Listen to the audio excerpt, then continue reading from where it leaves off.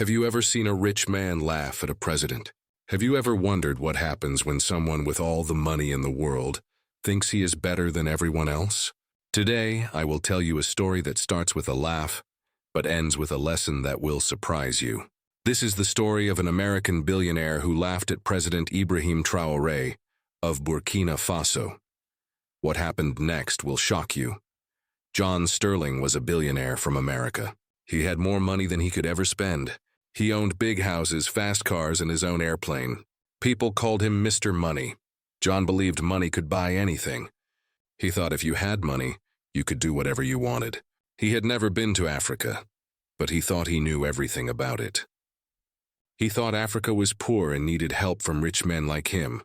One day, John got a letter from President Ibrahim Traoré. The letter invited John to visit Burkina Faso. John read the letter and laughed. He showed it to his friends and said, "Look at this. The president of a small African country wants me to visit. What can he show me? I bet he wants my money." His friends laughed too. John decided to go, not to learn, but to see how much the people needed him. John arrived in Burkina Faso in his private jet. People were waiting at the airport. There was music, dancing, and children waving flags. The people were happy and excited, but John did not care. He looked at the old cars, the dusty roads, and the simple clothes. He thought, these people are poor. They need me.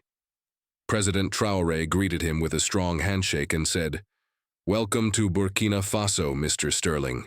Here, we value respect more than anything." John smiled, but he did not listen. He thought, respect is good, but money is better. That evening, there was a big dinner for John. The table was full of local food.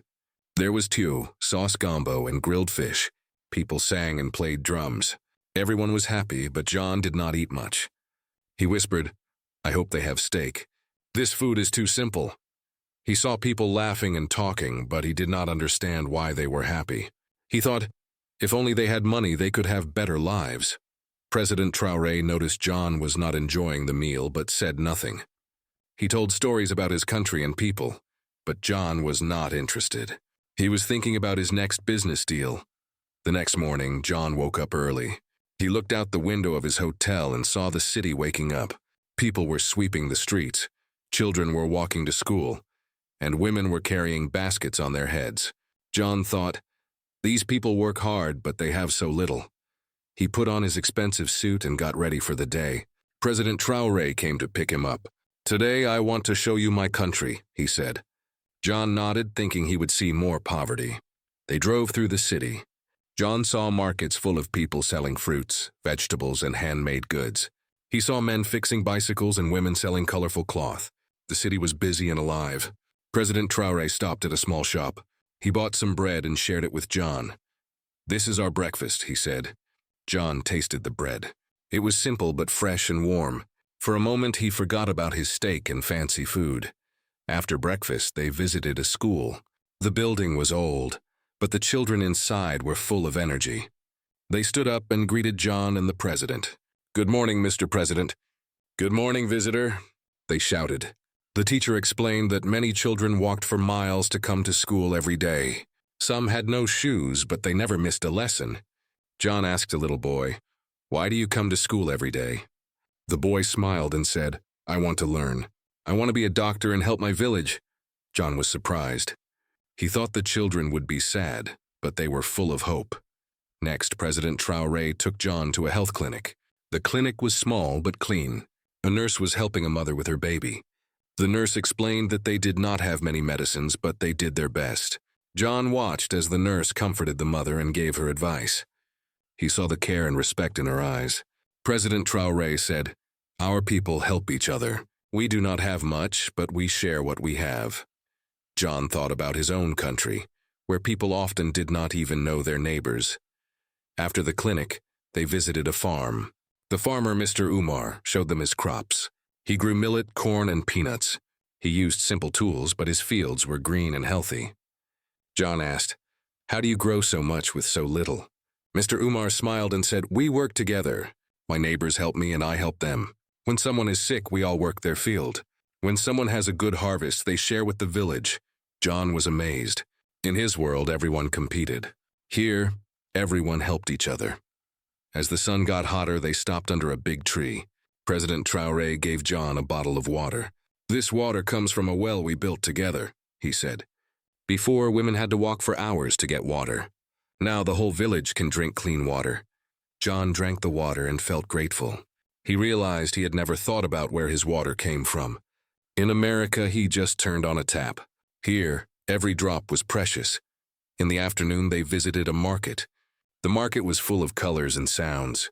Women sold fruits, men sold tools, and children ran between the stalls. John saw a woman selling handmade baskets. He asked her, "How long does it take to make one basket?" She smiled and said, "Sometimes 2 days, sometimes 3. I weave them with care. Each basket is special." John bought a basket and gave her extra money. She thanked him, but he saw that her real pride was in her work, not the money. As they walked through the market, a group of young men played music on drums and flutes. People stopped to listen and dance. John watched as President Traoré joined the dance. The people cheered and clapped. John felt something he had never felt before. He wanted to join, but he was shy. A little girl pulled his hand and said, "Come dance." John laughed and tried to follow the steps. The people cheered for him too. For the first time, John felt like he was part of something bigger. That evening, they returned to the village. The elders invited John and the president to sit by the fire. Mama Kadi, the storyteller, began another story. Once there was a river that gave life to a whole land. The river was strong, but one year the rains did not come. The river became weak. The animals and people were afraid. But the people did not give up. They worked together, dug new wells, and shared what little water they had. In the end, the river returned, stronger than before. The lesson is this: when people work together, they can survive any storm. John listened carefully. He realized that every story was about unity, respect, and hope. The next day, President Traoré took John to a village meeting. The whole village gathered under a tree. People spoke about their problems and ideas. One woman said, "We need a new roof for the school." A young man said, "Let's plant more trees to stop the wind." An old man said, "We must teach our children to respect the land." John was surprised. In his world, leaders made all the decisions. Here, everyone had a voice. President Traoré listened to everyone and promised to help. John saw real leadership for the first time. After the meeting, John walked with a group of children. They showed him their favorite places: the river, the mango tree, the football field. They played a game of football with John. He tried to kick the ball but missed.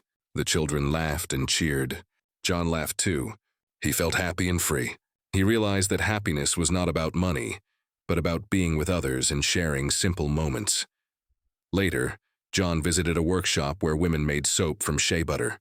The women explained how they collected the nuts, cooked them, and made the soap. They sold the soap in the market and used the money to send their children to school. John asked, "Do you want to work in a big factory?" The women shook their heads. "No, we want to work together. We want to help our families and our village." John saw the pride in their eyes. That night, John could not sleep. He thought about everything he had seen. He thought about the children, the farmers, the women, and the stories. He realized that he had been wrong. Money was not the answer to everything. Respect, unity, and hope were more important. He remembered the story of the lion and the hyena. He understood now that respect could not be bought. The next morning, John asked to speak to President Traoré.